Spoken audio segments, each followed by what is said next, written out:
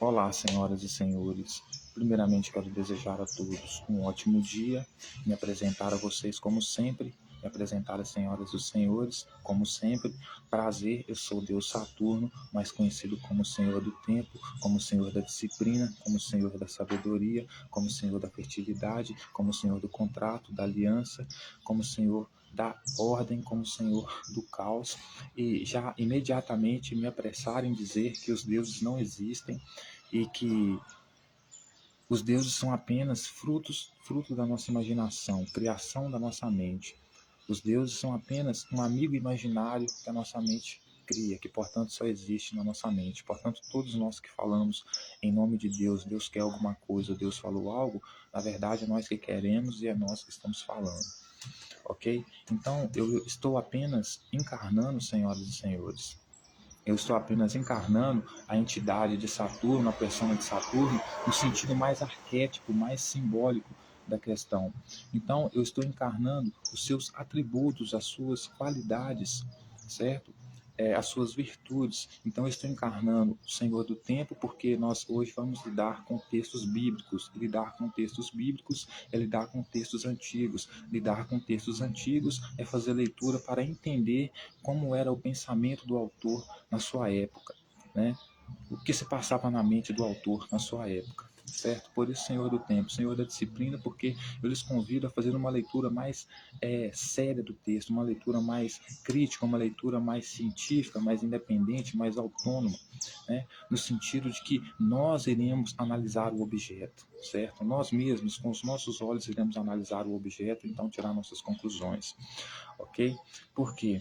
Porque nós não iremos lidar com nenhuma interpretação que seja clerical, que seja tradicional, né, que seja convencional, que venha da teologia principalmente. Por quê? Porque a teologia ela nada mais serve para quê? Para ressignificar a imagem de Jesus. E nós não queremos lidar com o Jesus ressignificado, com a imagem ressignificada, né? Nós queremos lidar com Jesus da Bíblia, que é o Jesus terrorista, é o Jesus expandido, é o Jesus que causa terror, pavor nas pessoas. É com esse Jesus enganador que nós queremos lidar e ler nos textos bíblicos. E não com Jesus ressignificado da teologia, né, de Roma, né, das igrejas, né, que nada tem a ver com a Bíblia, né, que foi domesticado e transformado num salvador, em um líder bonzinho, cheio de amor, etc. e tal. E para nós fazermos essa análise independente, autônoma, mais científica, a gente precisa de método. E para usar o método, a gente precisa de disciplina ou disciplinas, né? Mas aqui disciplina no sentido de ser sério, estar comprometido com o texto, entender o texto, apenas entender o texto. E senhor do contrato e da aliança, como sempre eu digo, porque eu estou estabelecendo aqui alguns termos e condições para as senhoras e os senhores, junto comigo, embarcar nessa jornada.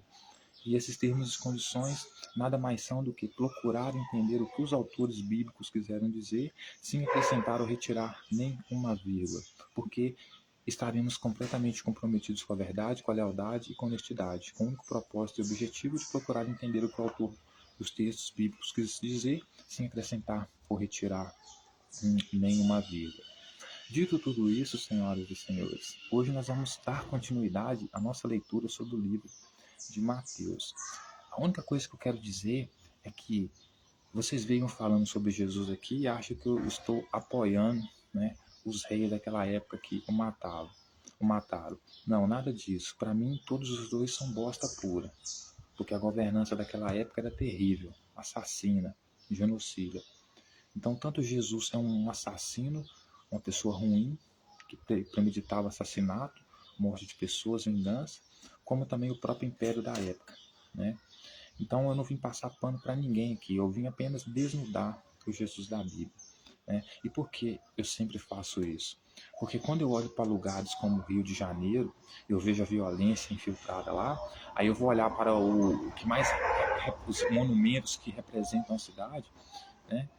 Os arquétipos, os símbolos, aí eu olho para Jesus como um símbolo, o maior símbolo, né? A maior estátua do Rio de Janeiro. Qual que é a conclusão que eu tiro quando eu leio os textos bíblicos? Né? É que em todo lugar onde Deus está enfiado, e principalmente Jesus, monoteísmo, né? Adoração ao único Deus, só o seu Deus existe, os outros não, né? Onde está onde existe a cultura do pecado, você é pecador e eu sou justo, eu sou melhor do que você é joio e eu sou trigo. Todo lugar que tem religiões nesse sentido só podem estar destinadas a fracasso, ao terrorismo, à violência, à enganação. Né? Então, quando eu vejo aquela imagem de Jesus daquele tamanho lá no Cristo Redentor, né, eu já logo imagino, isso aqui deve ser lugar de criminoso, me desculpe, senhores. Né? Por quê? Porque é assim que eu vejo Jesus na Bíblia, como um criminoso. Aí você vai dizer, Tielão, então você está dizendo então, que o Supremo Tribunal Federal é uma instituição de criminosos porque tem um Cristo pendurado na parede lá. Não, aí já é uma questão à parte. O quê? Como eu disse que eu uso essa referência dentro do próprio texto, desculpa, né? Significa dizer que não. Por quê? Porque as próprias autoridades na época de Jesus prenderam ele. Prenderam ele, certo? E era a Suprema Corte da época. Então, a Suprema Corte de hoje faria a mesma coisa com Jesus se ele estivesse aqui fazendo hoje o que ele estava fazendo na Bíblia, que segundo os relatos dos evangelhos. Certo? Então, a cruz pendurada no Supremo Tribunal pode ter vários significados. Um, por exemplo, de que nós estamos atentos a todo criminoso que age como tal. E lá, Jesus está lá. Né? Porque é isso que Jesus trazia: terror, enganação, vingança, ódio, matança. Né? É isso que ele veio para trazer. E eu queria continuar a convidar as senhoras e os senhores para continuar refletindo a respeito desse Jesus. Lembrando que estamos separando o Jesus da igreja, que é o Jesus que tem a imagem ressignificada, transformada em herói, etc. e tal. E com esse Jesus nós não mexemos. Esse é o Jesus da igreja, que continue assim, do jeito que o padre fala lá, que o pastor fala lá, continue assim. Mas o Jesus da Bíblia que nós vamos analisar hoje, então nós vamos analisar de forma mais independente, mais científica, mais, né, autônoma, para pelo menos procurar entender quem é esse Jesus de fato. Né? E a gente já logo tira a conclusão de que bonzinho, né, e de amoroso ele não tinha nada. Então vamos para os textos bíblicos, senhoras e senhores. Hoje eu quero começar a falar de Mateus, capítulo 13, versículo 36, que é onde ele vai falar a respeito da parábola do joio e do trigo, né? A explicação da parábola do joio. Então, o texto começa dizendo assim, senhoras e senhores. Então, despedindo-se as multidões, foi Jesus para casa, e chegando-se a ele os seus discípulos, disseram: Explica-nos a parábola do joio do campo.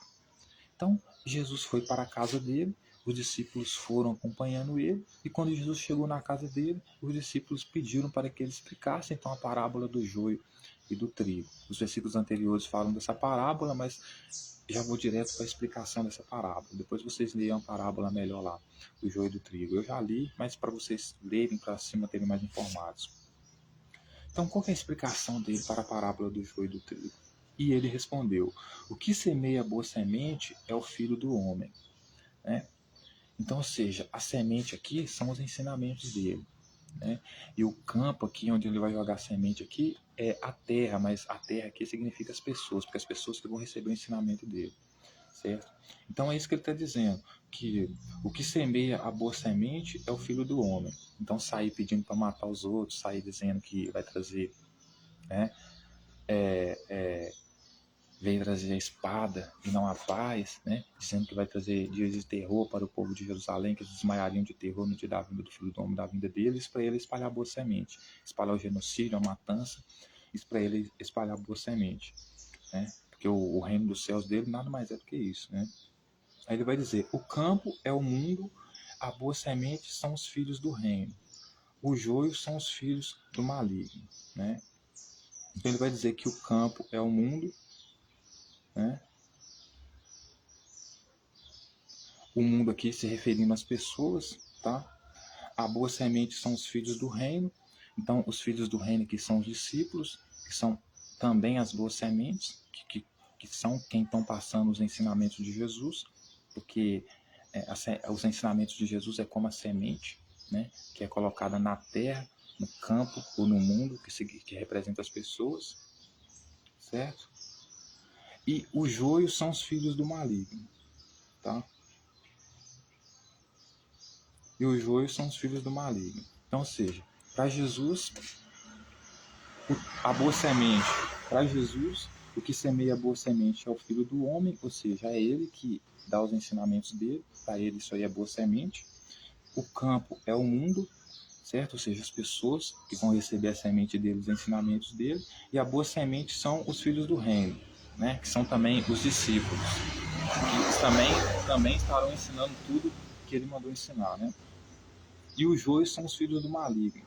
Aí ele vai dizer, o inimigo que semeou é o diabo. A ceifa é a consumação dos séculos, e os ceifeiros são os anjos. Então, ou seja, os matadores de Jesus são os anjos dele. Quem que ele manda comprar espada, vender a capa para comprar espada? São os discípulos. Então, portanto, os discípulos também são anjos dele, né? São quem vai fazer a ceifa, quem vai matar aqueles que eles consideram joio, certo? E ele vai dizer que o inimigo que semeou é o diabo, certo? Ou seja, os fariseus, né? Porque ele trata os fariseus como diabo, né? Chama os fariseus de Satanás, até porque os fariseus também chamam ele de Satanás, né? Expulsa demônios em nome do maior dos demônios, isso que eles falam para ele, né? Então os ceifeiros são os anjos, né? Os que vão matar para ele. Pois assim como o joio é colhido e lançado ao fogo, assim será a consumação do século. Então ele vai dizer que a consumação do século vai ser dessa forma. Assim como o joio é colhido e lançado ao fogo, assim vão ser os inimigos dele. Aquele que ele chama de diabo, aquele que ele chama de desobediente, aquele que ele chama de homossexual, aquele que ele chama de mulher adulta, né? Que são todos esses pecadores que não querem se arrepender. Esses para ele são filhos do diabo e, portanto, devem ser queimados, certo? Aí o que ele vai dizer? Mandará o Filho do Homem os seus anjos, que ajuntarão no seu reino todos os escândalos e os que praticam a iniquidade. Então,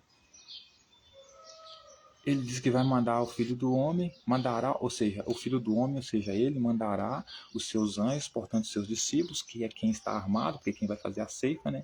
É quem vendeu a capa para comprar a espada, né? E eles vão ajuntar os seus anjos que ajuntarão do seu reino todos os escândalos. Então, de todo o reino que Jesus está estabelecendo, os seus anjos, ou seja, os seus discípulos, vão retirar de lá todos que praticam escândalos e iniquidade. E os lançarão na fornalha acesa. Ali haverá choro e ranger de dente. Então, os justos resplandecerão como o sol no reino do seu Pai. Quem tem ouvidos para ouvir, ouça. Então, ele vai dizer, senhoras e senhores, Jesus vai dizer que ele, sendo filho do homem, ele vai mandar os seus anjos, aqueles que ele mandou comprar, vender a capa para comprar a espada, para dar a vida pelo reino dele, que é quem? Os seus discípulos, certo? Que outrora também ele vai chamar aqui de...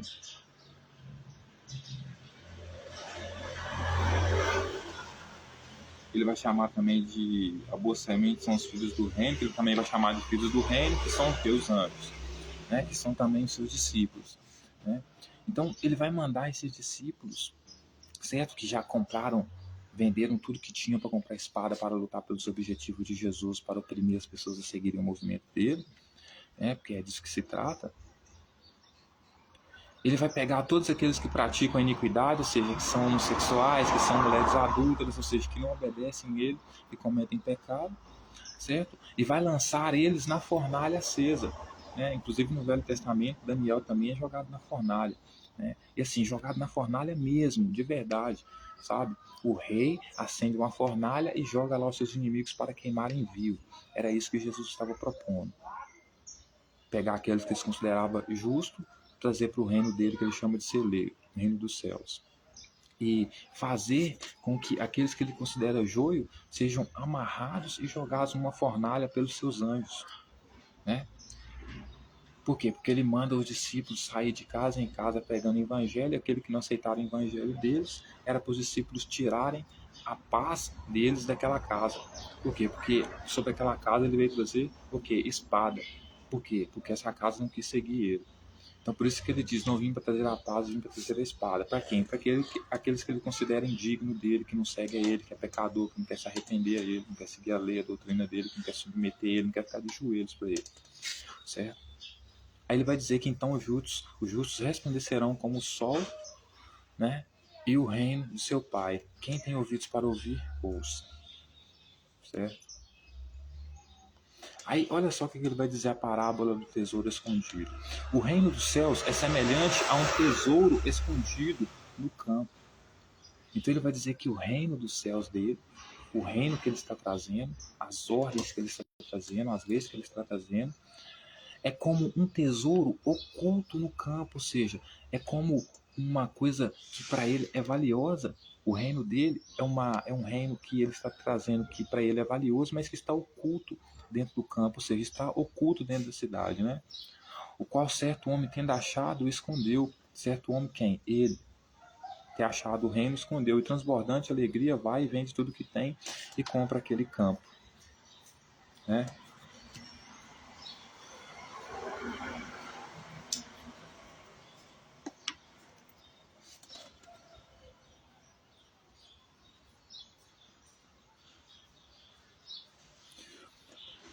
Então, é como se Jesus estivesse dizendo o seguinte: eu venho trazer novas leis, eu venho mudar a ordem de vocês. Isso que eu venho fazer é o reino dos céus. E esse reino dos céus, ele está oculto de vocês, ele está escondido de vocês. Por quê? Porque Jesus agia sempre às escondidas, né? Sempre pela sombra, né? Nunca jogava luz naquilo que ele estava fazendo. Por isso que ele dizia para aqueles que seguiam ele não ficarem falando, né? Principalmente a respeito das suposta cura dele, para ninguém, mas a fama dele sempre acabava espalhando, então as pessoas ficavam sabendo da picaretagem dele, da opressão dele, então muitos seguiam ele porque tinham medo, e muitos queriam pegar ele porque viam ele como ameaça, né?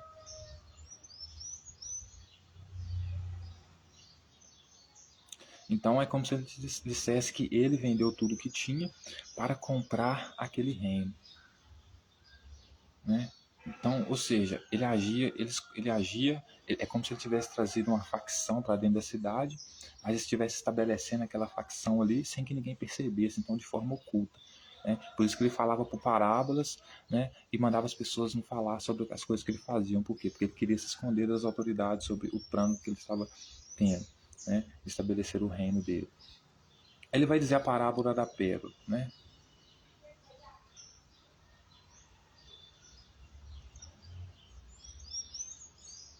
Tá, isso aqui da pérola não é interessante não, mas a pérola da rede é interessante. Olha só o que ele vai dizer, né? O reino dos céus é ainda semelhante a uma rede que é lançada no mar, recolhe os peixes de toda a espécie. Então ele está falando que a doutrina dele, né, a lei dele que ele vem trazendo para o povo de Jerusalém, porque ele quer subverter, ele quer inverter a lei do povo, quer mudar a tradição do povo, porque quer se colocar acima da lei do povo, acima da tradição do povo. Ele vai dizer que o reino dos céus, ou seja, o reino que ele está trazendo, que ele está mandando os discípulos dele pregarem, é semelhante como se fosse uma rede lançada no mar para recolher toda a espécie de peixe, certo? E quando já está cheia, os pescadores arrastam-na para a praia e, assentados, escolhem os bons para os cestos e os ruins deitam fora. Então, é até uma metáfora, né, para decifrar por que os seguidores dele eram também, os seus discípulos eram também pescadores, né? Porque ele vai dizer o seguinte: o reino dele é como um reino que sequestra as pessoas, porque o peixe não entra na rede porque quer, né? O peixe entra na rede porque você pega ele. Então o reino dele é a mesma forma. É por isso que ele age com violência, né? Incitando as pessoas, né? Se vocês não se arrependerem, então vocês estarão negando meu pai virá punição sobre vocês, pior do que Sodoma e Gomorra, serão queimados, etc e tal, mortos, espada, né?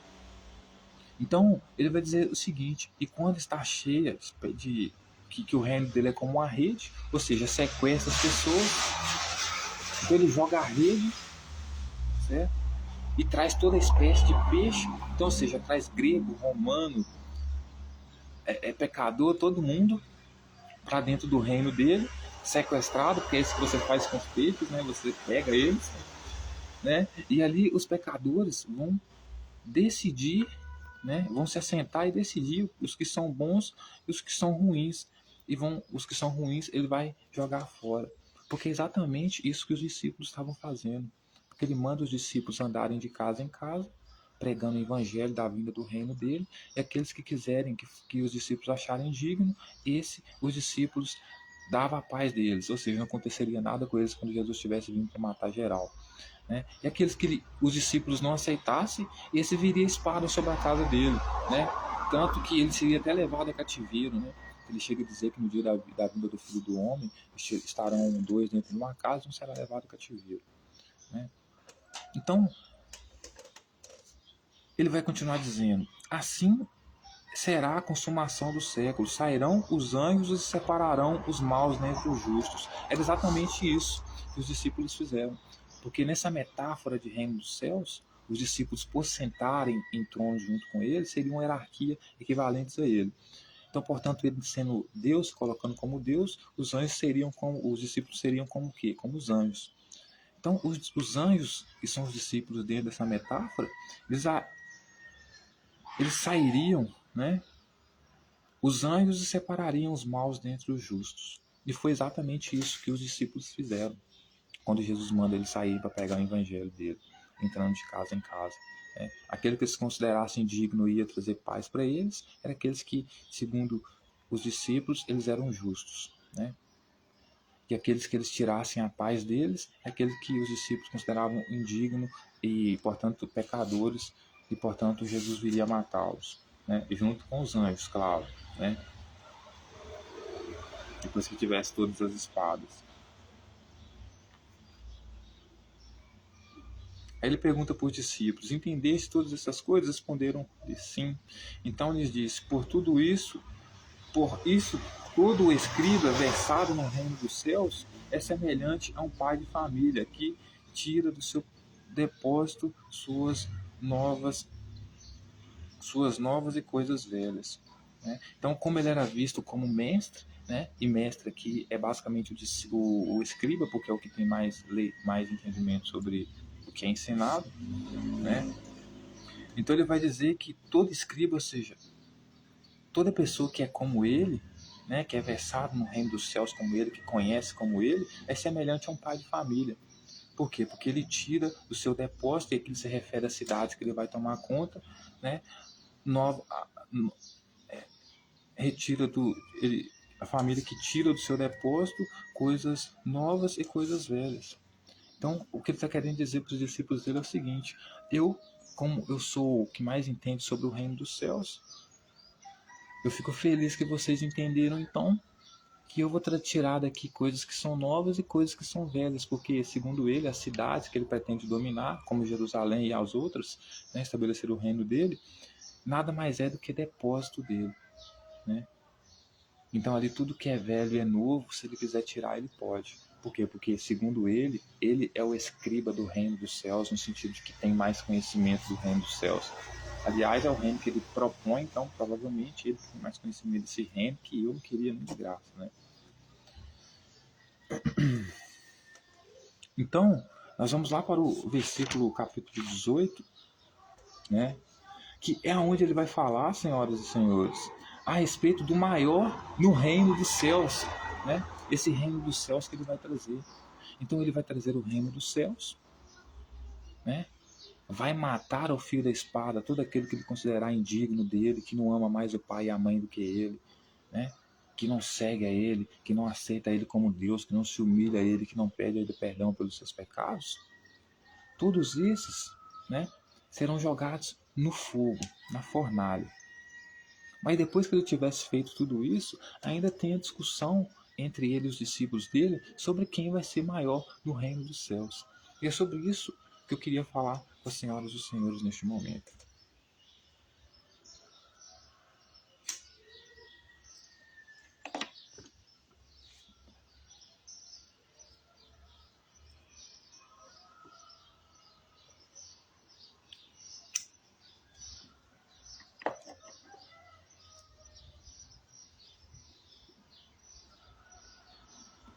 Então ele continua dizendo assim: o maior no reino dos céus. Capítulo 18 de Mateus. Naquela hora, aproximaram-se de Jesus os discípulos, perguntando: quem é, porventura, maior no reino dos céus? Então, os discípulos lá, né, iludidos com as promessas de Jesus, né, Jesus teria estabelecido um reino, que eles, por serem amigos de Jesus, serem anjos de Jesus, eles se dariam muito bem.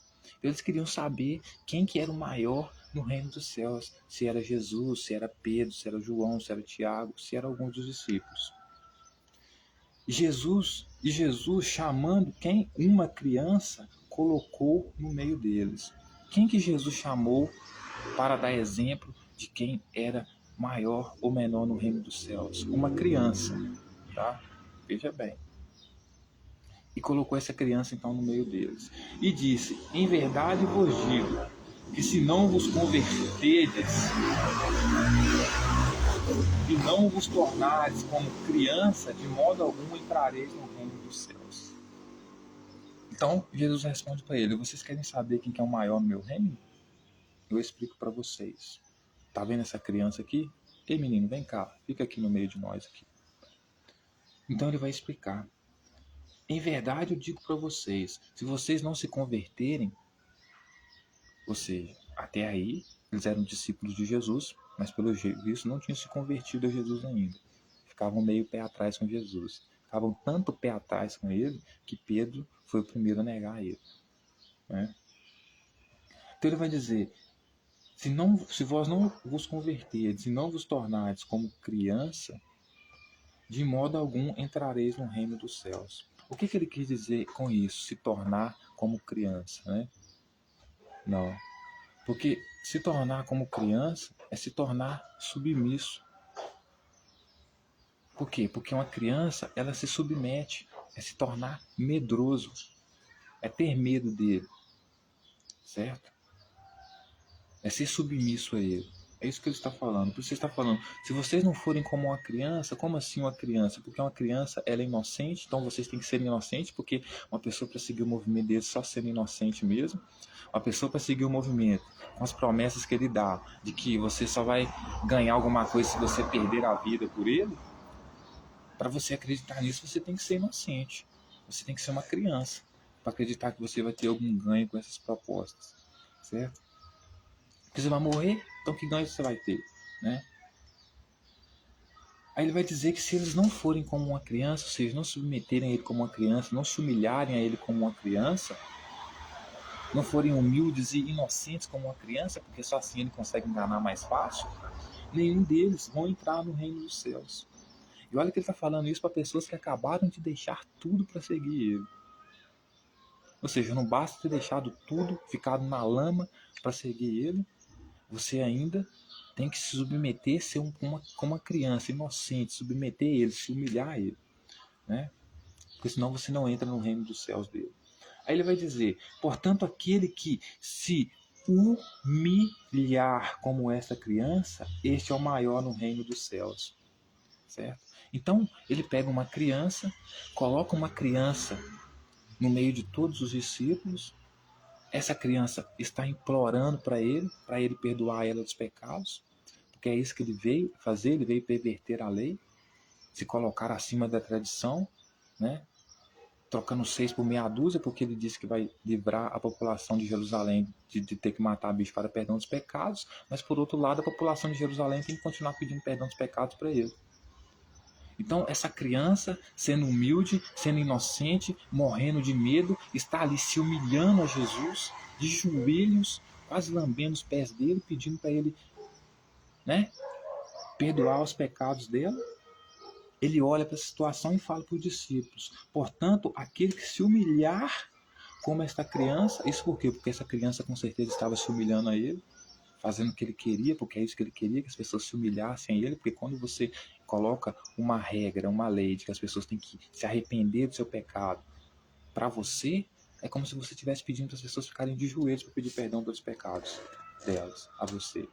Então, basicamente é isso que essa criança estava fazendo, pedindo perdão dos pecados dela para Jesus, se humilhando para Jesus, né? Não precisava fazer isso, né? Era só matar um bicho todo ano e estava perdoado. Não precisava né? Se humilhar. Portanto, aquele que se humilhar como esta criança, esse será o maior no reino dos céus. Então, para ele, o maior no reino dos céus é aquele que se humilha a ele como se fosse uma criança. É se humilhar, literalmente, se humilhar. Você é melhor do que eu não sou nada, sem você eu não vivo.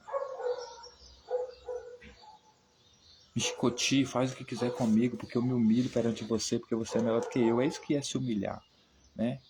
Ser humilde é diferente de se humilhar, né? Ele quer que você se humilhe como uma criança, mesmo sendo um adulto, né? Porque segundo ele, aquele que se humilhar como aquela criança que está se humilhando diante dele, esse será o maior no reino dos céus.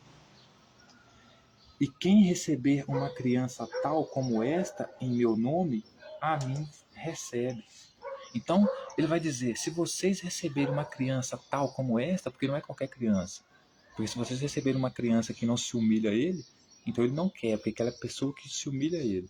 Então, se vocês receberem uma criança tal como esta criança que está ali, que se humilha a ele, né? Em meu nome, a mim vocês estão recebendo também, né? Aí ele vai dizer, né?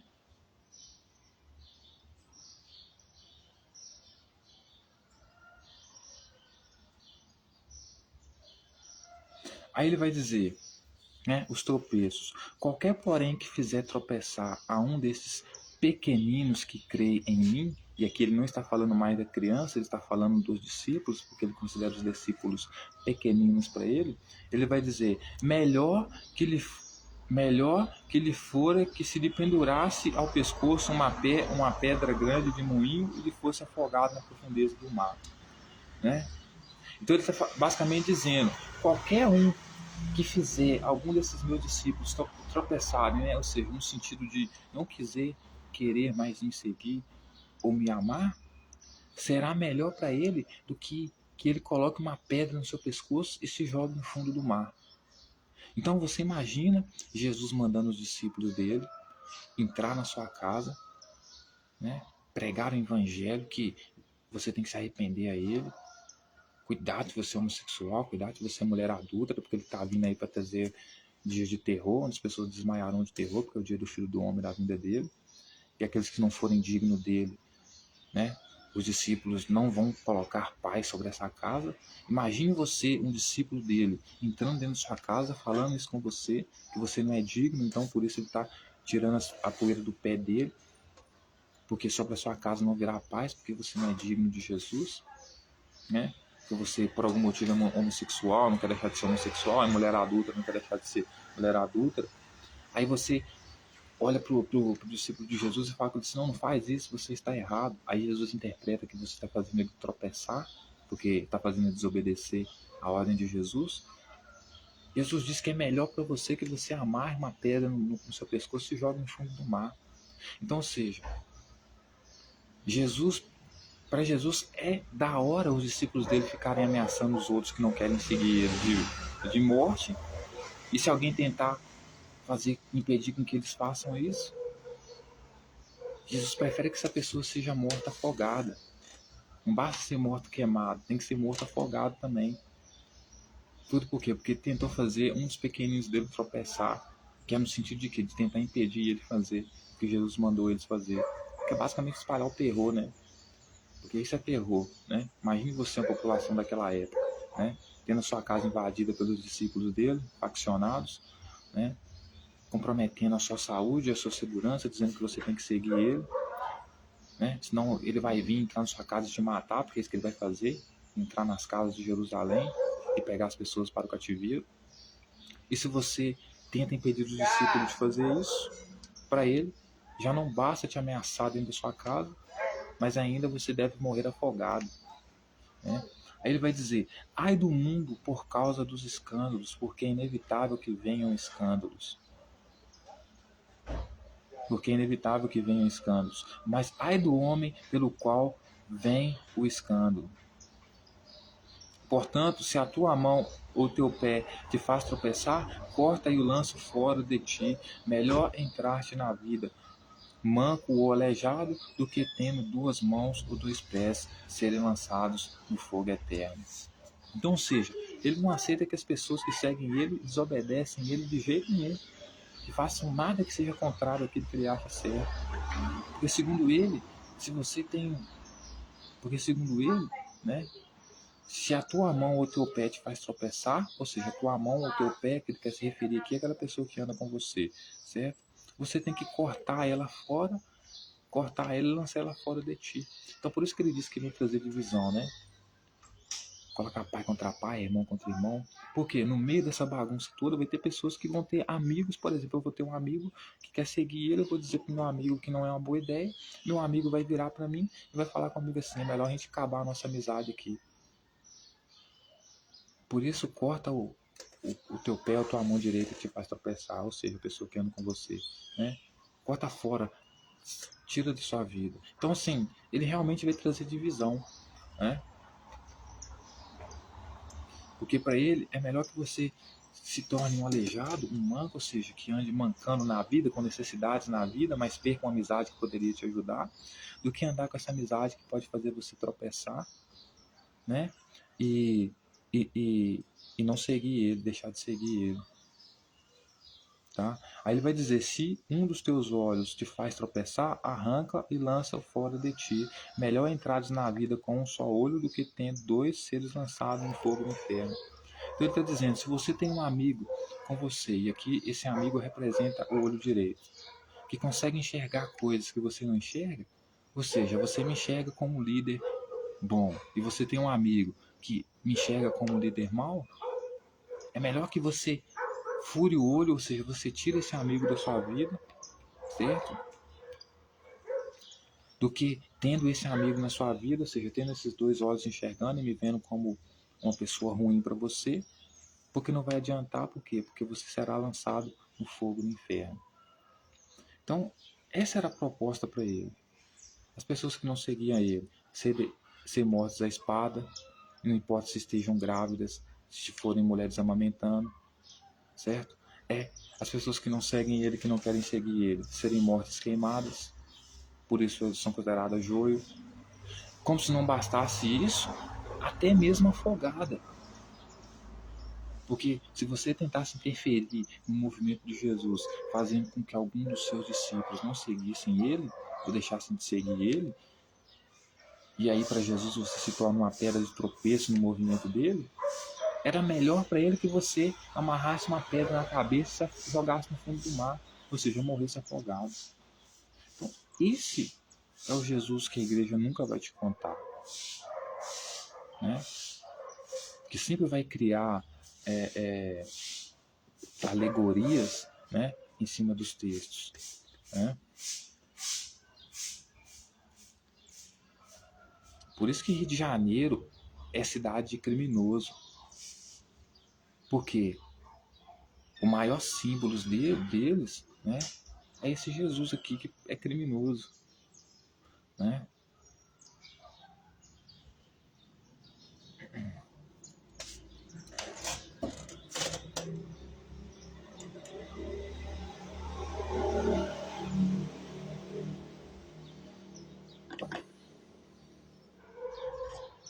Aí, senhoras e senhores, vamos lá para o capítulo agora 19, né? Jesus atravessa o Rio Jordão. E esse capítulo aqui é muito interessante.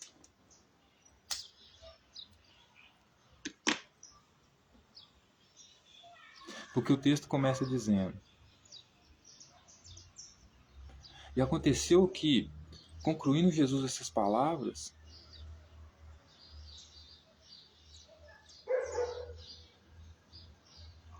porque ele estava ensinando para os discípulos dele, porque os discípulos dele estavam perguntando para ele quantas vezes eles tinham que perdoar o irmão, né? Como Jesus não queria que tivesse guerra dentro da facção dele, né? Porque se tivesse guerra dentro da facção dele, ela acabava. Então ele disse que basicamente tem que perdoar sempre, né? 70 vezes mais. Por quê? Porque você sabe, aqui só é permitido perdão para quem está dentro dessa facção, desse reino dos céus aqui. Quem está fora, quem pulou fora, não quis aceitar, vai morrer sem perdão. Perdão para eles não existe, certo? Por isso vão ser queimados, lançados no fogo, entendeu? Ou seja, Jesus, ele traz o perdão, mas traz o perdão não porque ele é uma pessoa que perdoa e que ama as pessoas. Ele traz o perdão para um grupo muito específico, que é o grupo dele, e mesmo assim porque ele não quer que o grupo dele acabe, né? Então ele quer que as pessoas dentro do grupo dele se perdoem, porque quem não faz parte desse grupo dele aqui é considerado o joio e não vai ter perdão, vai morrer, vai ser jogado no fogo, na fornalha, queimado vivo.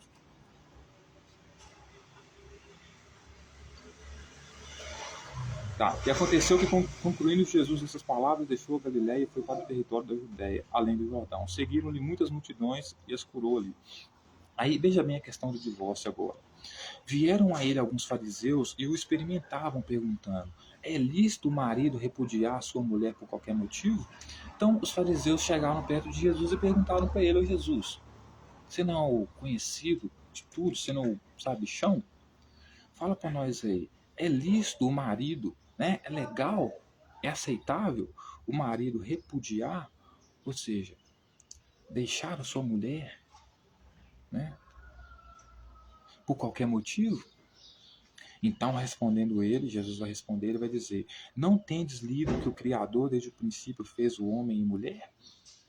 E que disse: por esta causa deixará o homem pai e mãe e se unirá à sua mulher, tornando os dois em uma só carne? Então ele vai dizer: bom, vocês não leram que o Criador criou homem e mulher? E por esse motivo eles deixariam o pai e a mãe para se ajuntarem em uma só carne? De modo que já não são mais dois, porém uma só carne? Portanto, o que Deus ajuntou, não separe o homem. Então a resposta de Jesus foi: não, se você está casado com uma mulher, você não pode repudiar ela por qualquer motivo. Lembrando que ninguém vai repudiar uma mulher se casou com a mulher porque ama. Se ama a mulher, não vai repudiar ela por qualquer motivo. Se repudiou porque teve motivos fortes, né? Mas aí ele vai dizer: não, vocês não sabem, vocês não leram que está escrito que o Criador fez no princípio homem e mulher uma só carne, para que deixasse pai e mãe para ficarem juntos? De modo que agora eles não são mais dois, são um só, uma só carne. Portanto, se Deus ajuntou eles, não é bom que o homem separe. Por quê? Porque Jesus é totalmente contra o divórcio, né? Para mim, para você ser contra o divórcio, você tem que ser misógino. Porque o divórcio é o direito da mulher, que dá autonomia para a mulher decidir ou não ficar num relacionamento que faz mal para ela. Então, foda-se o que Deus quis. Foda-se o que Deus uniu, né? Porque se alguém procura por divórcio, é porque a relação não está bem. Se a relação não está bem, é porque Deus, ao escolher, já que é Ele que juntou o casal, Ele errou feio, né? Então, o divórcio também, né, ele é uma forma de dar à mulher, né, o direito de se livrar de um relacionamento tóxico que pode ser prejudicial à saúde mental e à segurança dela, né? Replicaram-lhe: por que mandou então Moisés a carta de divórcio e repudiar? Então eles replicaram Jesus: por que mandou então Moisés a carta de divórcio e repudiar? Respondeu-lhe Jesus: por causa da dureza do vosso coração é que Moisés vos permitiu repudiar vossas mulheres. Entretanto, não foi assim desde o princípio.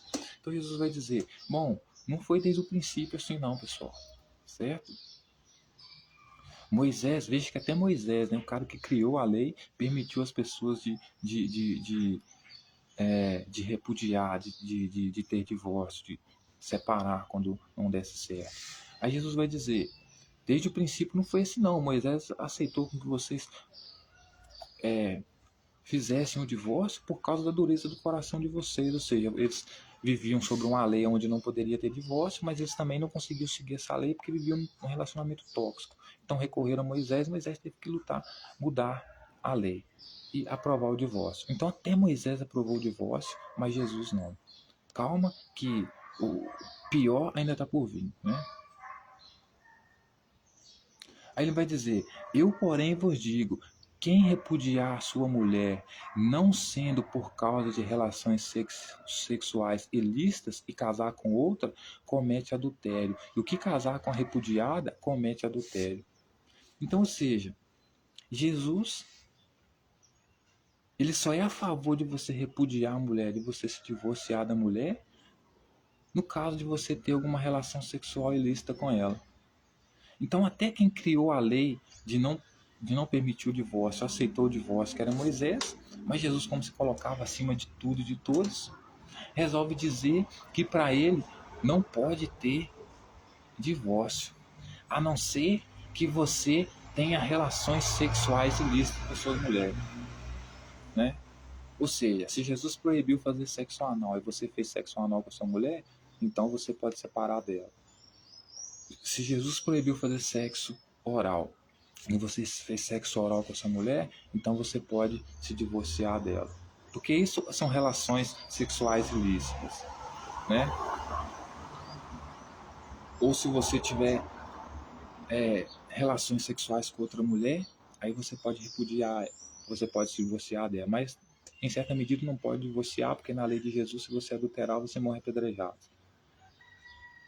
Certo?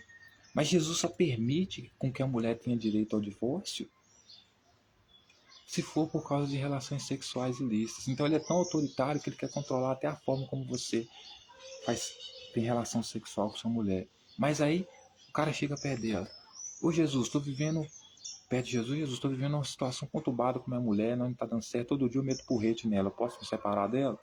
Não, porque vocês dois são um só. E sem contar que Jesus considera também que o homem é melhor do que a mulher, né? Porque para ser contra o divórcio, você tem que basicamente considerar que o homem é melhor do que a mulher, né?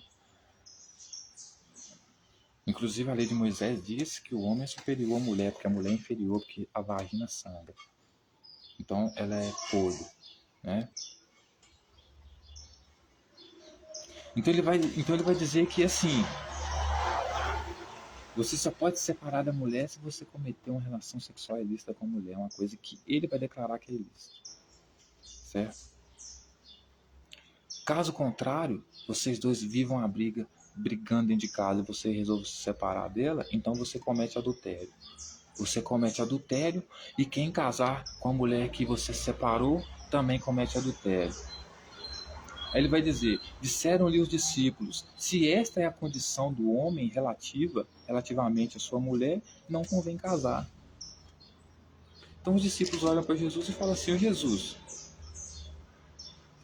se eu vou conviver com a mulher, eu não posso me separar dela nunca. Mesmo que ela meta o porrete de mim, eu meto o porrete nela. Eu só vou poder me separar dela se a gente cometer algum ato de relação sexual ilícita, então não compensa casar não, pô. Se eu caso com uma mulher louca, ela me mata dentro de casa, eu não vou poder separar dela. Então não compensa casar não. Até os discípulos de Jesus resolveram não casar. Eu acredito que Jesus resolveu mandar essa justamente para desestimular os discípulos dele a se casarem. Por quê? Porque ele queria fidelidade total a ele. Então ele inventa isso aí agora, né? Por quê? Porque quem vai querer se relacionar com uma mulher ou com alguém nesses termos e condições? É impossível, né? Mas eu acho que Jesus lança essa porque ele queria amor e submissão total. Porque um cara que chega a dizer que você tem que, se você ama mais a sua família do que ele, você não é digno dele, você tem que abandonar tudo para seguir ele, não me parece coerente que um cara desse exija dos seus seguidores que eles tenham uma mulher, né? Até porque se ele tiver uma mulher, ele vai dar muito mais valor à mulher dele do que o seu líder, Jesus, né? Então, para Jesus, isso aqui é uma estratégia, né, para recrutar pessoas. Por quê? Porque ele prefere o quê? Pessoas que não se relacionam com mulher, porque ele tem domínio maior sobre elas. O que na nossa maçonaria, na nossa educação maçônica é diferente, né? Nós já apoiamos que você tenha uma mulher, justamente por quê? Porque a gente sabe a influência e o poder que a mulher tem sobre sua vida. Se a gente, no caso, precisar conversar com você numa situação muito difícil, a gente não conseguir, a gente pode recorrer à sua mulher, porque ela tem influência sobre você. Então, para nós é necessário que você tenha uma mulher, né, para fazer parte de um grupo, né, que toma decisões importantes. né? Agora, para Jesus, não, já é mais fácil que você não tenha uma mulher. Para ele é necessário que você não tenha mulher, que você não se case. Então, ele cria leis impraticáveis, porque isso aqui é uma lei impraticável, para que então você se sinta encurralado.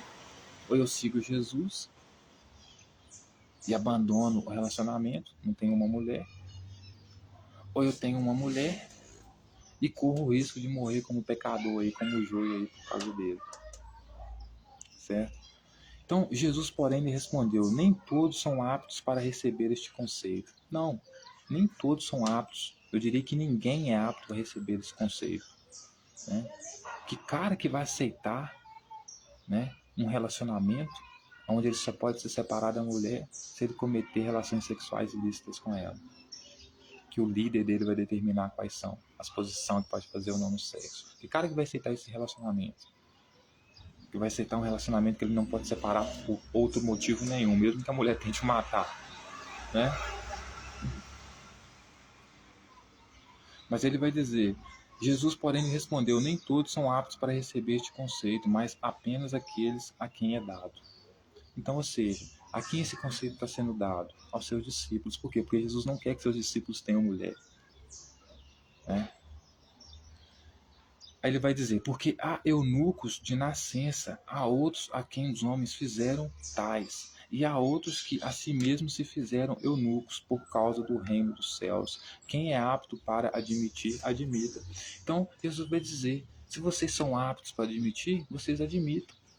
Que uns se tornam eunucos, ou seja, se tornam improdutíveis sexualmente, desistem de sexo, entram num celibato voluntário, porque outras pessoas impõem a eles, certo?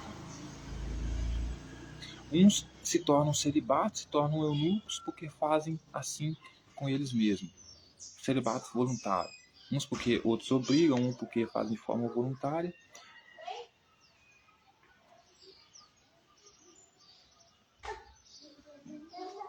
E há outros que se fizeram eunucos por causa do reino dos céus. Então, quem se fez eunuco por causa do reino dos céus?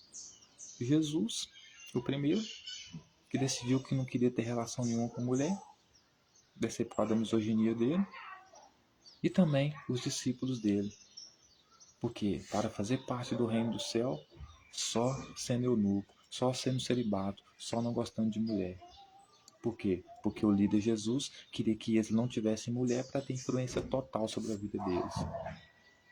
Porque se tivesse uma mulher, a mulher iria interferir, assim como Eva interferiu na vida de Adão no jardim do Éden, fazendo ele desobedecer. Assim como também Maria interferiu na vida, nos ensinamentos de Jesus, quando ele estava pregando lá um monte de bobagem lá, ela chega para tentar impedir ele de pregar aquelas bobagens porque acha que ele está louco, fora de si. Então, para Jesus, no reino dele, mulher não é lá muito bem-vinda. Principalmente para aqueles que vão fazer parte da liderança junto com ele. Porque é isso que os discípulos vão fazer, né? Ter 12 tronos para jogar as tribos de Israel junto com ele. Só que não vão ter, não tiveram, por quê? Porque o plano de Jesus fracassou, ele morreu e morreram todos junto com ele. Né?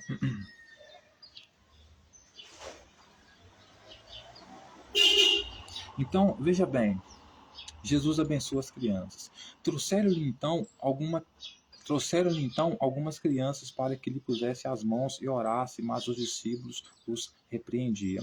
Então, algumas pessoas levavam crianças para Jesus colocar a mão sobre elas e orar, né? Mas os próprios discípulos dele os repreendiam as pessoas. Pessoal, você está louco?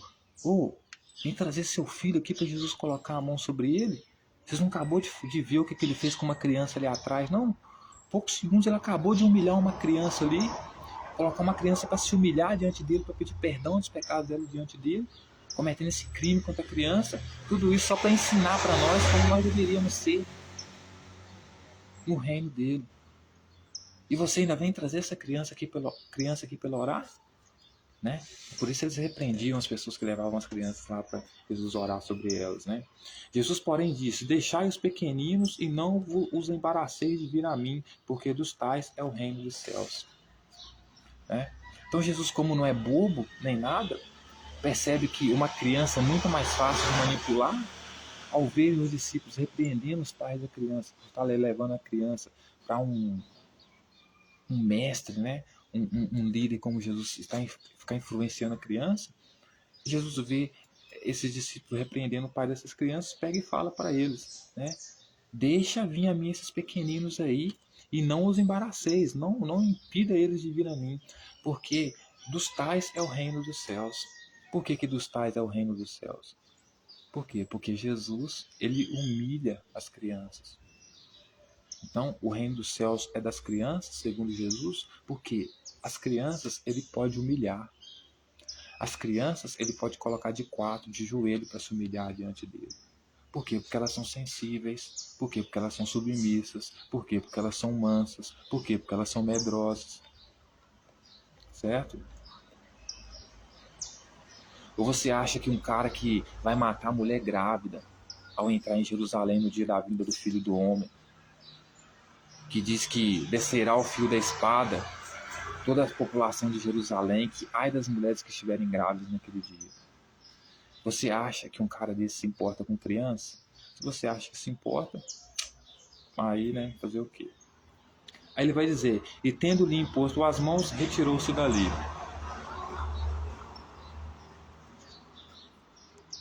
Retirou-se dali. Né? Aí, agora vem a parte mais importante do texto, que é a parte do jovem rico. Né?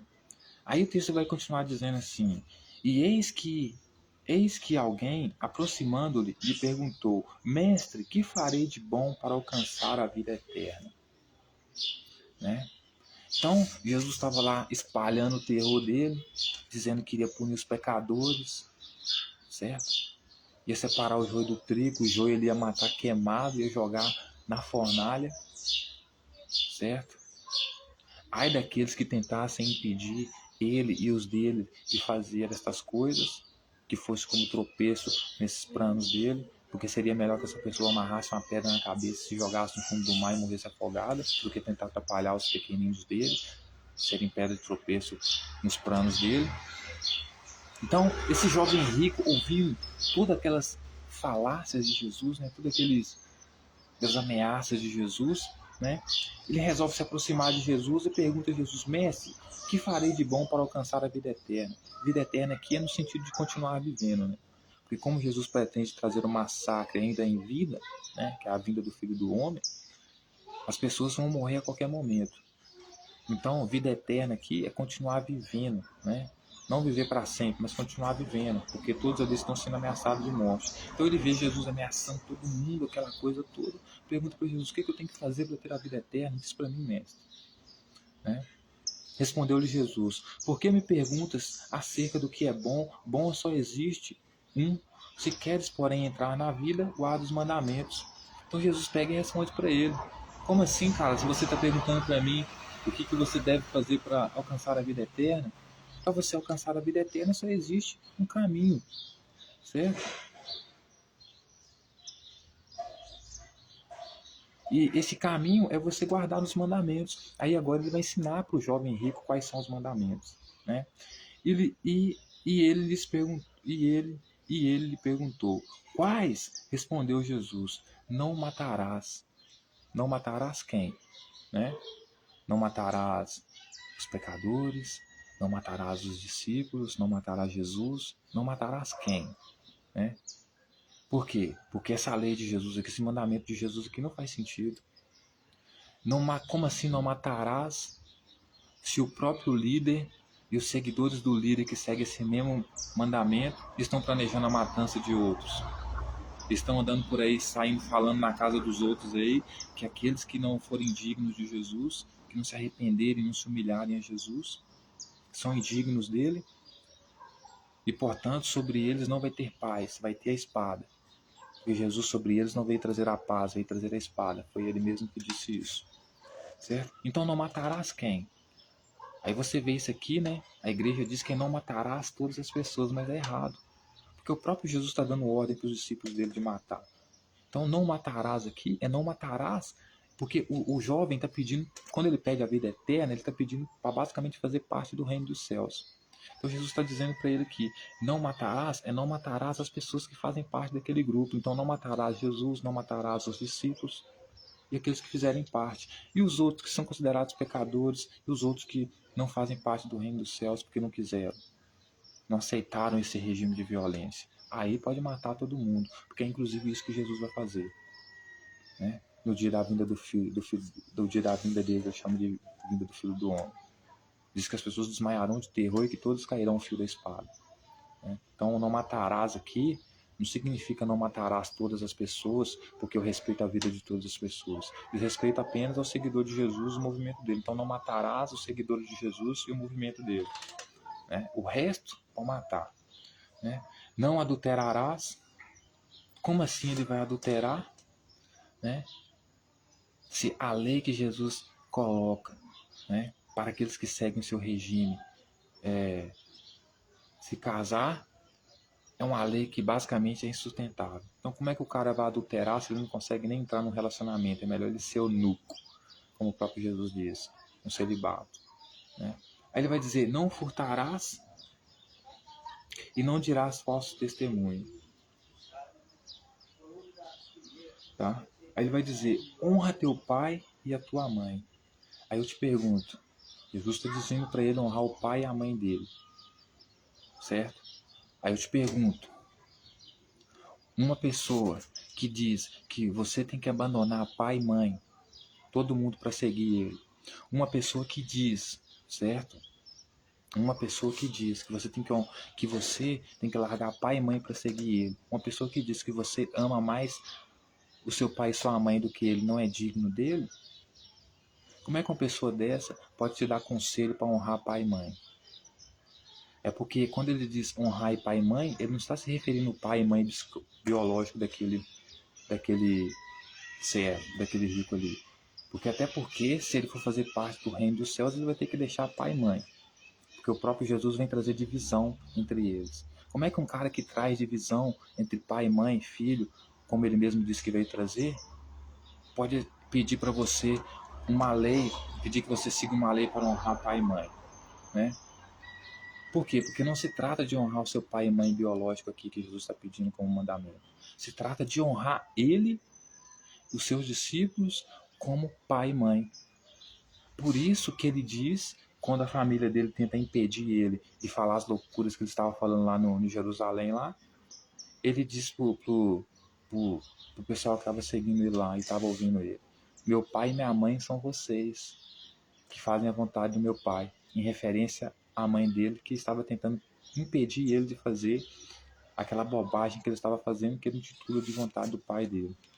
Então, se tem uma coisa que ele não se preocupava, é que os seus seguidores honrassem os seus pais e mães biológicos. Bem pelo contrário, que os abandonassem e passassem a ver o movimento de Jesus como sua família, pai e mãe, e honrasse o movimento, além da sua própria família.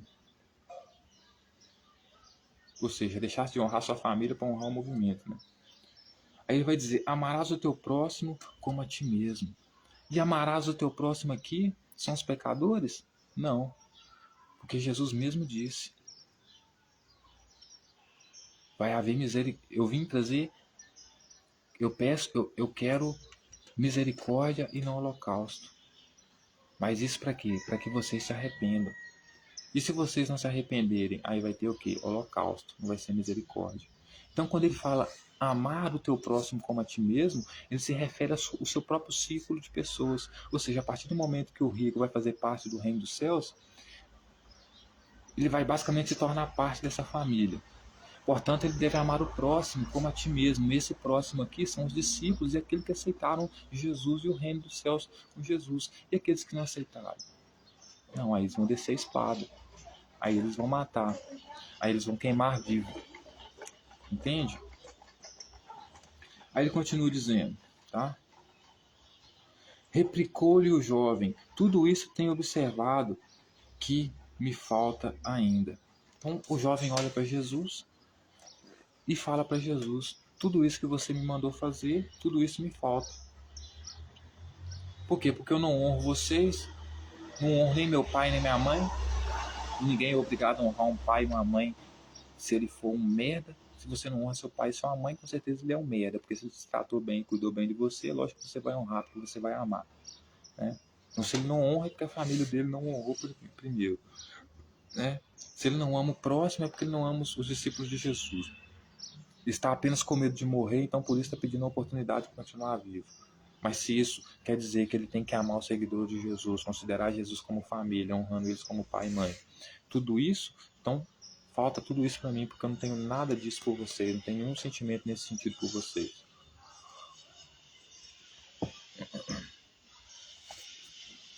Disse-lhe Jesus: se queres ser perfeito, vai, vende os teus bens e dá aos pobres, e terás um tesouro no céu. Depois vem e segue. Então Jesus olha para ele e fala assim: bom, então se você quer ser perfeito, pega tudo que você tem, pega todos os seus bens, vende e dá aos pobres, e terás um tesouro no céu. Depois vem e segue. Então Jesus pega e fala para ele vender tudo que ele tem e dar aos pobres. E quem que são esses pobres? São os pecadores que não quiseram seguir ele, que não quiseram pedir perdão dos seus pecados para ele? Não. São as mulheres adultas, os homossexuais que ele está pedindo que são pobres para vender e dar para eles? Não. Os pobres aqui que ele está se referindo são os discípulos dele, que deixaram tudo para seguir ele. Ficaram pobres, mais pobres ainda. Então ele está pedindo para que esse rico venda tudo que tem e dê aos pobres. Quando você vende, você recebe o quê? Dinheiro. Então o que ele está falando? Pega tudo que você tem, vende, pega o dinheiro e dá para os pobres. Por que dá para os pobres? Porque ele está no projeto de tomada de Jerusalém, da morte das autoridades dos judeus lá. Só que ele não tem espada. Tanto que ele pede para os discípulos dele vender a capa para comprar espada. Vocês precisam vender a roupa deles para comprar espada, é porque eles estão muito pobres, estão muito falidos para esse empreendimento. Então Jesus tenta dar um golpe nesse rico aqui, pedindo a ele para vender tudo e dar o dinheiro para os pobres, justamente para quê? Para eles poderem comprar armas. Não é uma situação aqui de vender tudo e dar para os pobres porque vai matar a fome dos pobres. Porque não se trata de todos os pobres, se trata dos discípulos de Jesus. Queria que eles vendessem tudo, que ele vendesse tudo para dar para os discípulos de Jesus poder comprar arma, comprar espada, certo? Tendo, porém, o jovem ouvido esta palavra, retirou-se triste por ser dono de muitas propriedades. Então, ou seja, Jesus fala com ele: vende tudo que tem, dá aos pobres e segue, certo? Aí o texto vai dizer que, tendo, porém, o jovem ouvido esta palavra, retirou-se triste por ser dono de muitas propriedades. Então, se ele se retirou triste por ser dono de muita propriedade, é porque ele resolveu vender tudo para dar para os discípulos de Jesus. Por isso que ele saiu triste, porque tinha muitas propriedades. Porque ele queria seguir Jesus, e a única forma de seguir Jesus, a forma de se manter vivo, porque Jesus vinha trazer o terror, era seguindo ele, mas para fazer parte do time de Jesus, ele tinha que vender tudo e dar para os pobres. Só que ele tinha muita coisa. Então, como ele não tinha escolha, ele ia ter que vender, então ele saiu triste. Porque ele ficou entre a escolha, entre viver e, portanto, vender tudo e dar para Jesus, ou não vender, ou não aceitar Jesus, não seguir Jesus e continuar com seus bens, mas mesmo assim com muita ameaça, porque tinha medo de morrer, porque pelo que Jesus falava, não ia sobrar ninguém, né? Os que não quisessem seguir ele, ia matar todo mundo, né? Aí ele vai dizer o perigo das riquezas. Então Jesus disse aos seus discípulos: em verdade, vos digo que um rico dificilmente entrará no reino dos céus. Ele vai dizer que Jesus dizendo para os discípulos dele que dificilmente, não é que não vai entrar, dificilmente, é difícil um rico entrar no reino dos céus, porque é isso que está acontecendo com aquele rico ali. Ele vai estar triste porque ele vai ter que vender tudo para dar para os discípulos de Jesus comprar espada. Então Jesus vai dizer que dificilmente um rico entrará no reino dos céus. Realmente, porque para um rico entrar no reino dos céus vai ser difícil, porque vai ter que vender tudo, ficar sem nada, tudo para comprar arma para os discípulos. Então, se a gangue de Jesus perde, como perdeu, Não adiantou nada você vender tudo e dar para os pobres, que são seguidores de Jesus, que os discípulos. Ele vai dizer: e ainda vos digo que é mais fácil passar um camelo no fundo de uma agulha do que entrar num rico no reino de Deus. Então, veja bem, ele não está dizendo que é impossível um rico entrar no reino de Deus, certo? No reino dele. Ele está dizendo que ainda vos digo que é mais fácil passar um camelo no fundo de uma agulha, ou seja, é mais fácil passar um camelo no fundo da agulha, o camelo passa no fundo da agulha? Não. Então, basicamente, está querendo dizer, é muito, muito, muito difícil, é quase 99,99 é 99,9% as chances de um rico não entrar no reino dos céus, certo? Então, eu ainda vos digo que é mais fácil passar um camelo pelo fundo de uma agulha do que entrar um rico no reino de Deus. Mas por que ele diz isso? Porque todo rico que quiser entrar no reino dele vai ter que vender tudo para ficar pobre, miserável, para sustentar o que? A gangue de Jesus, que são os pobres, que deixaram tudo para seguir ele. Ouvindo os discípulos, ficaram grandemente maravilhados e disseram: sendo assim, quem pode ser salvo? Então, os discípulos olham para Jesus e falam assim: se é mais fácil entrar um camelo na ponta da agulha do que um rico entrar no reino dos céus, então, sendo assim, quem que é que pode ser salvo? Quem que é que pode ser salvo? Porque você está basicamente falando que rico nenhum vai entrar no reino dos céus. Por quê? Porque uma agulha não passa, um camelo não passa no buraco da agulha. E você diz que é mais fácil um camelo passar no buraco da agulha do que um rico entrar no reino dos céus. Então quer dizer que o rico não entra no reino dos céus jamais. Justamente por quê? Porque não quer. A maioria não vai querer vender tudo que tem para dar para os discípulos. Porque se trata de uma extorsão aqui também, né? Você ameaça a pessoa de que se ela não seguir o seu movimento ela vai morrer, porque ela é indigna, ela é pecadora, etc e tal. Aí a pessoa se sente obrigada a entrar num acordo com você e aí você joga a isca. Vende tudo que tem e me dá. Aí você vai poder fazer parte do meu reino. Então é uma extorsão, né? Você ameaça a pessoa de matar ela porque você vai trazer um reino. Essa pessoa tem dinheiro, você sabe disso. Então você vai e lança a isca. Ó, eu vou chegar aqui e vou matar todo mundo, vou trazer meu reino, quem vai mandar aqui sou eu. Aí o cara fica com medo, como é que eu faço fazer parte do seu reino? Aí eu aproveito que o cara é rico, eu vou e falo com ele, vende tudo que tem, dá para meus seguidores aí, os meus discípulos aí, que eu chamo de pobre aqui. Justamente para eles poderem comprar espada e se armar mais ainda contra você também, né? Aí o texto vai dizer, Jesus filtrando neles o olhar, disse-lhes, isto é impossível aos homens, mas para Deus tudo é possível, né? Então, quando ele se refere aos homens aqui, ele se refere às autoridades de Jerusalém, né? Então é como se ele estivesse dizendo assim, para as autoridades de Jerusalém, ninguém vai conseguir fazer parte do meu reino, por quê? Porque ninguém vai querer vender o que tem para dar para vocês para fazer parte do meu reino. Mas para Deus tudo é possível. Para Deus tudo é possível, né? No sentido que Jesus se apresenta como Deus, né? Extorquindo é muito fácil, né? Você ameaça o cara de morte, porque está trazendo o seu reino. Aí quando o cara vem pedir para você uma ajuda, como ele tem que fazer para se manter vivo, você pega e fala com ele. Pega todas as suas riquezas e dá para mim. É uma extorsão isso. É violência. Certo? Então lhe falou Pedro, eis que nós tudo deixamos e te seguimos. O que será, pois, de nós? Então Pedro, que era o mais desconfiado de tudo, né? Que foi o primeiro a negar Jesus com toda a razão, né? Ele chega e pergunta para Jesus, ô Jesus, veja bem, você acabou de tentar extorquir um rico aí, mesmo o rico sob ameaça de que poderia morrer caso não te negasse, porque você diz que quem nega você está negando seu pai, e você vai negar ele diante do seu pai. Então mesmo o rico negando você, certo? Você não conseguiu tirar o dinheiro dele, nós não conseguimos a grana que a gente precisa para comprar a espada, comprar as coisas, para lutar pelos seus objetivos, né? Então eu preciso que você me responda, Jesus. Eis que nós tudo deixamos e te seguimos. O que será, pois, de nós, Jesus? O que vai ser de nós? Nós deixamos tudo que tínhamos para seguir você. O que vai ser de nós? Veja o desespero de Pedro, né? Jesus respondeu: em verdade vos digo que vós, os que me seguiste, quando na regeneração.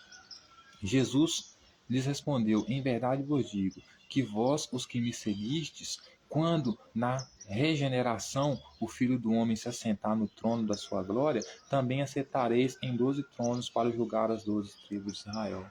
Então Jesus pega e dá uma resposta muito mentirosa para eles.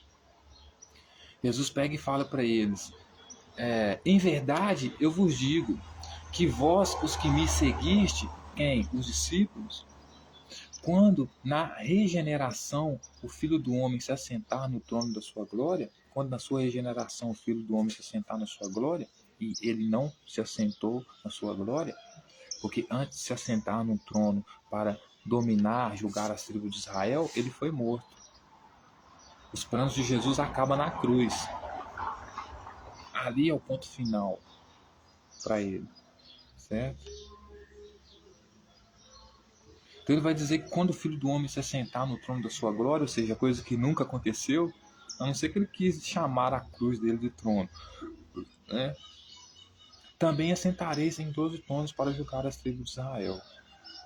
E todo aquele que tiver deixado casas, eles deixaram casas, ou irmãos, eles deixaram irmãos. Então como é que você honra pai, mãe e família se você deixa pai, mãe, família e irmãos para seguir um movimento desse, né? Isso não é honrar pai e mãe, né?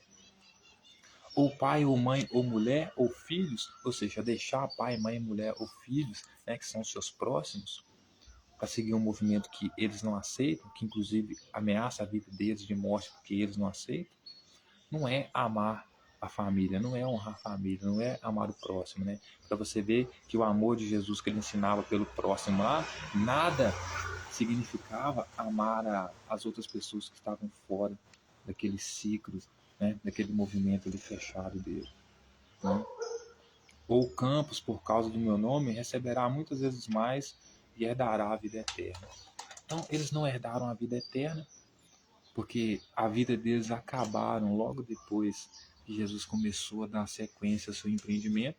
Então, tudo que Jesus começou a articular, a sua invasão a Jerusalém, a destruição dos pecadores e de todos aqueles que ele não gostava, tudo que ele começou a articular isso, ele já foi pego e morto pelas autoridades, né? Então, nem ele teve a vida eterna, porque não passou nem dos 33 anos de idade. E vida eterna aqui para eles era talvez 120, 130 anos, que era o máximo que eles conseguiam viver. Vida eterna é o máximo que você consegue viver. Ele não chegou nem aos 33 anos direito, até só aos 33, muito menos os seus discípulos. Então, ele deixa, ele vai dizer, porém muitos primeiros serão últimos e últimos primeiros. Então, ele basicamente está dizendo que quando ele for governar, quando ele for reinar, quando ele estiver sentado no trono da glória dele, os discípulos vão assentar com ele junto nesses 12 tronos, vão julgar as tribos de Israel, porque essa vai ser a recompensa deles por ter deixado tudo para seguir ele. E, portanto, eles, sendo os últimos, agora seriam os primeiros. Ou seja, tudo terminou num enorme fracasso, porque todos foram punidos, todos foram mortos, nenhum deles conseguiu julgar as tribos de Israel e não conseguiu ter a tão sonhada vida eterna, que era viver até os 20 anos, até os 120 anos, 140 anos, vai depender da idade máxima que as pessoas viviam naquele período.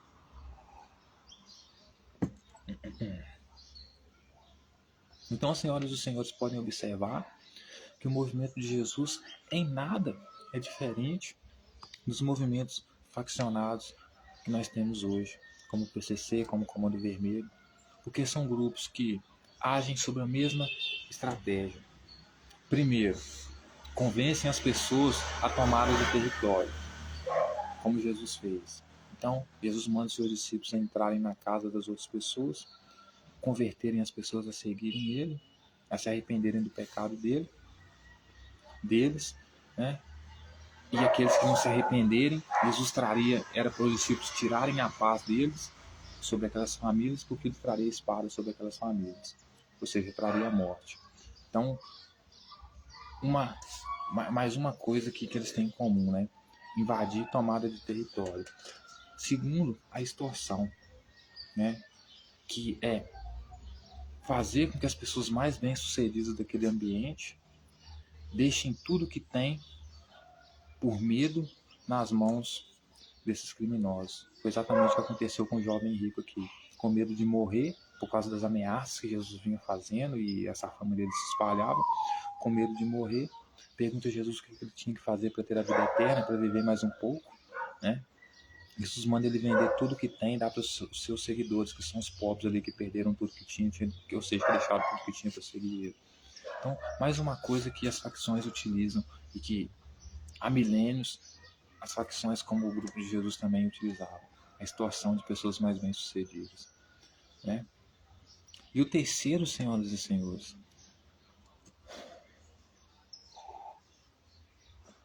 é a mudança da lei e da ordem, da tradição estabelecida nesses lugares, né? Um colonialismo cultural, né? Em trazer a cultura do crime para aqueles lugares que eles pretendem invadir.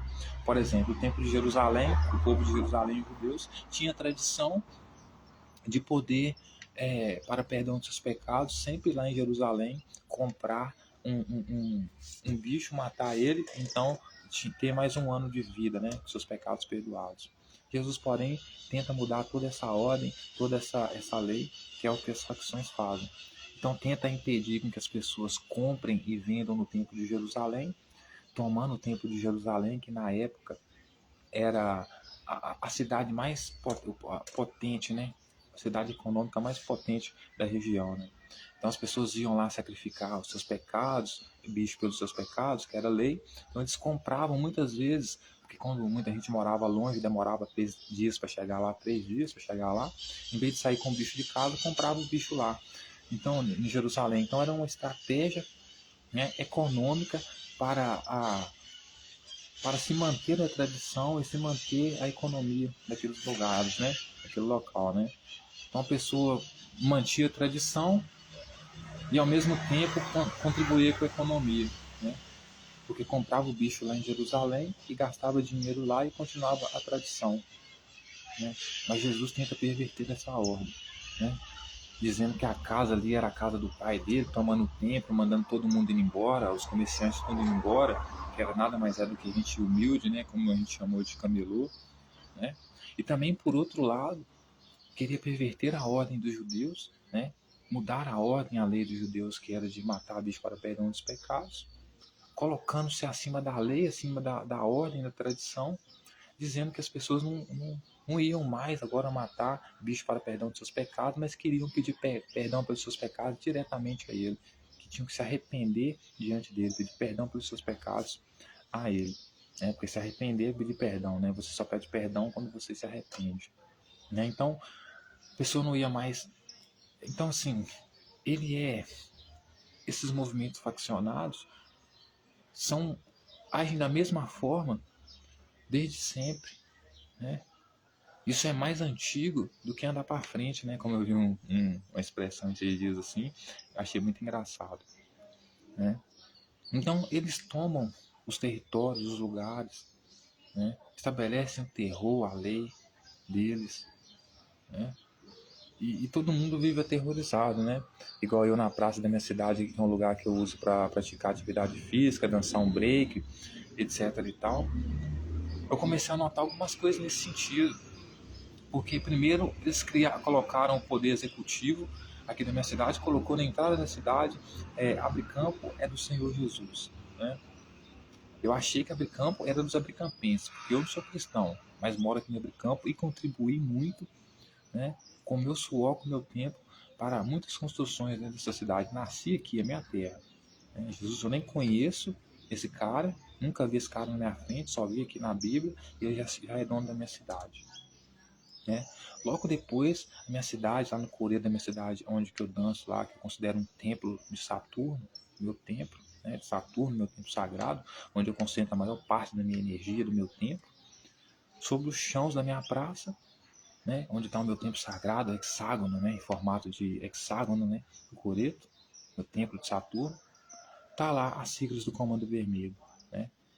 Então, ou seja, o mesmo poder executivo que construiu a imagem daquele terrorista lá, hoje você vê aquele lugar cheio de facções, como o próprio líder, né, colocado lá, que é o Cristo Redentor em forma daquela pedra gigante, se tornou um lugar de facção, né? Será por quê? Será que é por causa daquela homenagem lá a esse líder faccionado, chamado Jesus? Não foi diferente na minha cidade. Logo após eles colocarem que a minha cidade é do Senhor Jesus, poucos dias depois apareceu os siglas do Comando Vermelho lá perto do meu templo, na minha praça lá. Então, ou seja, será que tem alguma coisa em comum? Será que onde Jesus está, onde estão essas entidades aí, o crime é fortalecido, o crime, né, impera? Porque hoje eu me sinto com medo de sair na cidade, gente. Porque o medo de tomar um tiro, de tomar uma bala é muito grande. Por quê? Porque você não sabe quem que você defende. Eu claramente defendo o Estado, porque eu sou filho do Estado. Eu sou um agente do Estado, eu trabalho para o serviço de inteligência do Estado, porque eu sou olhos do Estado aqui fora. Então toda informação que acontece aqui, eu tenho obrigação, dever de informar o Estado. Mas ao mesmo tempo eu fico com medo, por quê? Porque se eu fico do lado do Estado, eu estou contra eles, então eles me matam. Assim como o povo de Jerusalém. Se tivessem as autoridades de Jerusalém, estava contra Jesus, então Jesus os matava. Mas se eles ficam contra Jesus, então eles estão. Se eles ficam do lado de Jesus, eles ficam contra as autoridades de Jerusalém. Né? Então, as autoridades de Jerusalém os matam. A mesma coisa hoje em dia. Se eu fico contra o Estado, né? Aí, se eu fico do lado da facção, o Estado vai querer me destruir porque vai ver vínculo meu com a facção. Se eu fico do lado do Estado, a facção vai querer me destruir porque eu estou aliado ao Estado para a destruição dessas facções. Então, ou seja, a gente fica de mãos amarradas, de mãos atadas, de segurança total. Por isso nós defendemos o governo único mundial, né? Com uma aliança, né, de China, Rússia e Estados Unidos, né? Tudo para quê? Para estabelecer uma tecnocracia, né, socialista, distribuição de rendas, né, riquezas para todos os povos, né, de forma igualitária e equitativa. Né? China com a potência de ciência e tecnologia, criação de cidades inteligentes, onde tudo que você precisa esteja apenas 20 minutos da sua casa, com câmeras monitorando tudo o tempo todo. Né? Rússia como potência militar, né, para ajudar a guardar as riquezas, proteger as riquezas. Né?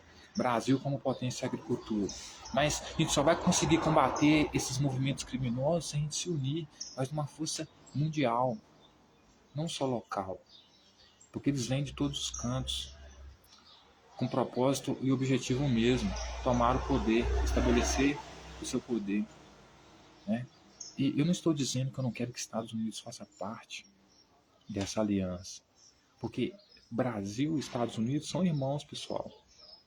Então, quando o Brasil não puder negociar uma aliança global para esses interesses, né, com, com outros países, quando o Brasil não puder fazer isso, Estados Unidos vai fazer e o Brasil vai ganhar do mesmo jeito. Quando os Estados Unidos não puder fazer essas alianças, o Brasil vai fazer e os Estados Unidos vai ganhar do mesmo jeito. Por quê? Porque somos todos Ocidente, do Ocidente. Somos irmãos. Né? Nós nunca vamos prejudicar os Estados Unidos. Porque nós amamos eles. Também cremos que eles nunca vão nos prejudicar, porque eles nos amam. Somos irmãos, pessoal. Certo? Então eu espero que os Estados Unidos venha fazer parte desse grupo, né, dessa aliança, desse novo governo mundial que inclui China, Estados Unidos, Rússia e Brasil. Né, e os outros demais que quiserem participar. Então, fiquem bem, termino fazendo a nossa simbologia maçônica, né, porque eu sou um maçom, né, tive educação de maçom, então por isso, para mim, a política de matar pessoas é terrível, pessoal. Eu tenho terror, abominação, é abominável para mim você matar outra pessoa. Porque nós somos os únicos seres. Para mim, você matar uma pessoa é você dar declarações de ser tão ruim como o cara que prende um pássaro na gaiola. Porque o ser humano, por sua vez, ele nasceu dotado de pensamento simbólico, né? Então, ao mesmo tempo que ele produz coisas ruins, ele produz coisas muito boas, né? Então, todo ser humano é potencial, é um potencial bom e um potencial mal. Então, precisa apenas canalizar a potência dele para o mal em fazer o bem, né? Então, o nosso pensamento simbólico faz de nós o ser mais evoluído de todas as espécies. Nós somos tudo de bom, nós somos o melhor que a natureza produziu. Então, para mim, não existe riqueza melhor do que o ser humano, não existe nada mais valioso do que o ser humano. Portanto, a morte do ser humano, para mim, seja ele qual for, para mim é um desperdício completo. Porque ele poderia ser utilizado para coisas muito mais importantes e melhores, né? Então, quando você mata uma pessoa tendo um pensamento simbólico, não podendo fazer isso, né? Podendo raciocinar sobre isso, porque nós somos o único ser da natureza que podemos produzir a eutanásia, a morte indolor, porque os outros bichos da natureza nessa carnificina matam e comem o bicho vivo, não espera nem morrer, né? E nós aqui matando seres da própria espécie, sendo dotados de pensamento simbólico. Então isso para mim é inaceitável, matar pessoas em qualquer circunstância, né? Sempre deve haver outro jeito que não seja matar. Então para mim, pessoas que matam são tão ruins como pessoas que prendem passarinho. Porque da mesma forma que nós temos o pensamento simbólico, isso é a nossa potência, que nos faz ser diferente, que nos faz viver melhor, o pensamento simbólico, faz produzir arte, faz produzir tudo de bom e também coisas ruins. A mesma coisa é o pássaro. O pássaro, né, a potência evolutiva dele, que ele ganhou como um potencial evolutivo, é a asa, poder voar, ser livre. É a única coisa que ele tem para ser diferente, para ser livre, para ser ele mesmo. Aí você vai e tranca ele numa gaiola. Corta as habilidades dele, tira a liberdade dele, certo? Então, é isso, senhoras e senhores. Tenham uma ótima tarde e lembre-se, sejam bem-vindos ao nosso governo mundial. Lembre-se de outra coisa, será um mundo altamente controlado. Não haverá chance de alguma pessoa cometer crime e não ser pega, não ser punida, porque você será vigiado 24 horas por dia. É a segurança total em troca da sua privacidade. Privacidade, né? Mas assim, uma medida certa, né? Porque ninguém aqui quer te ver pelado se você acha disso. Você acha isso. Né? Apenas para manter segurança mesmo. Né? Porque só quem vive com medo e com segurança sabe o que é isso. Né? Então, a sua carteira de identidade será basicamente as suas redes sociais, que é o que mais dizem sobre você. Né? Então, eu não estou sendo pró-Ocidente aqui, não estou sendo contra o Ocidente aqui. Eu amo o Ocidente, eu amo a América Latina, amo a América do Norte, amo todos vocês. A gente precisa discutir essa questão de Jesus a sério para a gente entender como essas facções agem desde sempre, certo? Então, é isso, senhoras e senhores. Desejo a todos uma ótima tarde. Fiquem bem. É isso.